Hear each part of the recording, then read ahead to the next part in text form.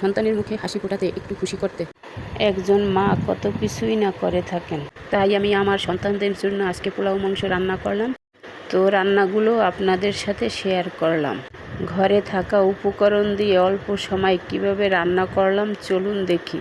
প্রথমে আমি ব্রয়লারের মাংসগুলো ভালোভাবে ধুয়ে পরিষ্কার করে নিয়ে এর মধ্যে পেঁয়াজ বাটা, আদা রসুন বাটা, হলুদ গুঁড়ো, মরিচ গুঁড়ো, ধনিয়ার গুঁড়ো, জিরের গুঁড়ো, সরিষার তেল এবং গরম মশলা দিয়ে ভালোভাবে মেখে 15 মিনিটের জন্য রেখে দিলাম। এরপরে কড়াইয়ে তেল গরম করে আধা কাপ পেঁয়াজ কুচি, গরম মশলা দিয়ে কিছুক্ষণ ভেজে নিয়ে পেঁয়াজগুলো বাদামি কালার হয়ে আসলে এর মধ্যে ম্যারিনেট করা মাংস ও কয়েক ফালি কাঁচামরিচ দিয়ে নেড়ে সেড়ে ঢাকনা দিয়ে ঢেকে ভালোভাবে কিছুক্ষণ কষিয়ে নিতে হবে। কষানোর সময় মাংস থেকে অনেকটা পানি বের হয়েছে। পানিটা শুকিয়ে গেলে তেল বের হয়ে আসলে আমার কেটে রাখা আলুগুলো দিয়ে দিই। মাংস আলুগুলো নেড়ে সেড়ে আবারও কিছুক্ষণ কষিয়ে নিতে হবে। কষানো মাংস থেকে তেল বের হয়ে আসলে ঝোলের জন্য পরিমাণ মতো পানি দিতে হবে। ঝোলটা ফুটে আসলে কয়েক ফালি কাঁচামরিচ ও ঘরে বানানো গরম মশলার গুঁড়ো দিয়ে দিলাম।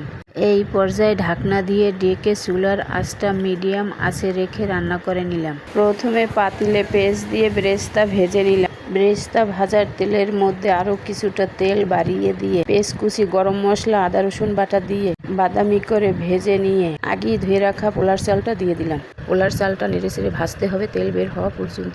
এরপর পরিমাণ মতো পানি, আস্ত কয়েকটা কাঁচামরিচ ও কতগুলো কিশমিশ, পরিমাণ মতো লবণ ও ঘি দিয়ে দিলাম।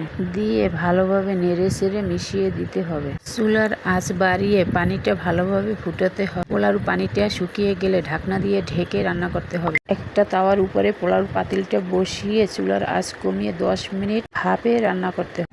দেখুন তো ভেজে রাখা বেরেস্তাগুলো কতটা ঝরঝরে ও মুচমুচে হয়েছে। এরপর ঢাকনা উঠিয়ে ভালোভাবে নেড়ে চেড়ে পোলাওটা মিলিয়ে দিতে হবে। পোলার চালটা ভালোভাবে ধুয়ে 30 মিনিট ভিজিয়ে রেখে পানি ঝরিয়ে নিয়েছিলাম। এতে পোলাওটা ঝরঝরা হয়। এখন ঢাকনা দিয়ে ঢেকে দমে রাখলেই পোলাওটা রেডি। কতটা ঝরঝরে ও মুচমুচে হয়েছে। আমার মেয়েরা মাংসে আলু দিয়ে রান্নাটা খুব পছন্দ করে। দেখতেই পারছেন আমার মাংস পোলাওটা রান্না রেডি। যদি আমার রান্নাটা ভালো লাগে তাহলে লাইক, কমেন্ট, শেয়ার করতে ভুলবেন না। ভালো থাকবেন, সুস্থ থাকবেন। আল্লাহ হাফেজ।